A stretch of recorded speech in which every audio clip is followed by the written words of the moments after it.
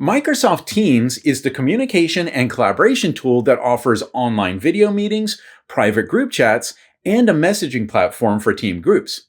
And with the addition of the full Microsoft 365 Copilot subscription, all of those communication tools can be streamlined with the Copilot AI. I'm Nick, and this is the final video in my full-length training course on using Microsoft 365 Copilot in a company or similar organization. There are 13 other videos in this course. You can find the full playlist on this channel, or you can find the links to the other videos in the description. So in Microsoft Teams, we will start in the chat section. Within the chat section, you should see a Copilot chat option. This takes you to an interface that is nearly identical to the Copilot app or website. You can chat with the Copilot assistant here. And you should also look at the top and check for the Work Web toggle switch. If you see that switch, then you do have the full Microsoft 365 Copilot subscription, which also enables all of the other Copilot features we're about to see in Teams. If you do not have the full subscription, then this Copilot chat will be your only Copilot feature in Teams. Let's see some of the features that are included in that upgraded subscription. I'm still in the chat section, and I'll go to a private chat conversation I've had with one of my teammates. With the chat conversation selected, you will see a Copilot button near the top right. Click that to open the Copilot panel. And this is the same Copilot chat we've used before, including the Work Web toggle switch at the top. But in this context, you can get information about this specific chat conversation. I could ask for a summary, and it gives me a detailed summary. Or I could ask a direct question, and Copilot will find that information from the chat messages. As always, you can upload files to reference in your request. Or with the work mode selected, you can type the / key, then search for a person, document, meeting, or email from your organization. So I could reference our employee manual, then ask Copilot if this conversation is compliant with the policies in that document. Next, I'll close this Copilot panel, then write a response in this chat with my coworker. In this case, I'll write something that may sound a bit aggressive. Within the message field, there is no option for Copilot to write a draft like we would see in Outlook. But there is a Copilot tool to rewrite a message. I could let Copilot do an automatic rewrite. I could choose a specific length or tone for the rewrite, or I can click Custom to open a prompt field so I can describe what I want. I'll tell it to make this sound less aggressive. Then we'll see how Copilot rewrites this, and this looks good. So I can click the Replace button to replace the message I wrote with the rewritten version.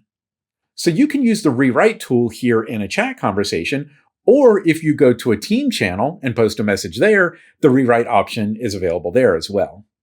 But I think the most popular Copilot feature in Teams is when people use Copilot to analyze and summarize video meetings. I'll go to the calendar section, and I could join a scheduled meeting on my calendar, or I could start a new meeting. I'll start a new meeting here. I'll make sure that my camera and audio are all set up, then I'll click Join Now. Of course, I'll be the only person in this meeting, but we can see what we need to see. In the toolbar at the top, there is a Copilot button. But if I click on that now, it tells me it's not going to work because the transcription has not been recorded. In order to use Copilot during or after a meeting, you have to have a transcription running for at least 5 minutes. Now, I could start the transcript here, or I could go to the More menu. I could go to Record and Transcribe, and I can click Start Recording. And if you start recording video of the meeting, it will start the transcription as well. And there's also an option to start the recording automatically when you schedule your meetings. If the transcript has been recording for 5 minutes or more, then you can use Copilot within a meeting. So anybody in the meeting can click the Copilot button up at the top. It will open up the Copilot panel where you can ask direct questions about the meeting or ask for a summary. Or if you're late to a meeting, you can ask what you missed. Now, that's not going to be helpful in this particular meeting because there's nobody else in the meeting. But I think this is most helpful when you want to get information about a meeting after that meeting is ended. So I'm going to leave this meeting, and looking at my calendar, I'll find a meeting that I had with my teammates earlier today. You can always use the arrows at the top of the calendar to go to previous weeks and find old meetings, but I'll just use this meeting. So find any previous meeting on your calendar, click on it, which will open this panel, and there's an option there to view the recap. The recap will show you any files that were shared during the meeting or any chat messages that were sent. But if the meeting was recorded, you will see that video recording here as well. And if you have the full Microsoft 365 Copilot subscription, you will also see an option for the AI summary. So I can read the summary of the entire meeting here. And more importantly, you'll see the button to open the Copilot panel. And from here, you can ask direct questions about what was discussed in the meeting. I'll ask, who is the new lead we discussed? Was there anything I had to do for them? So if you're not remembering something that was discussed in a meeting, Copilot can help you find it. The recap, AI summary, and Copilot panel can help me find important information from a meeting after it has ended. And you can see why I like to record my meetings whenever possible. Now, there's one last thing I want to point out. Your chat messages, your conversations in team channels, and the contents of your recorded meetings are all private data stored and protected within your Microsoft 365 organization. But users with the full Microsoft 365 Copilot subscription can access their company data within the Copilot chat. So if we go to the main Copilot app or website and make sure that the work mode is enabled, we can ask Copilot questions about our meetings, chats, and messages from teams.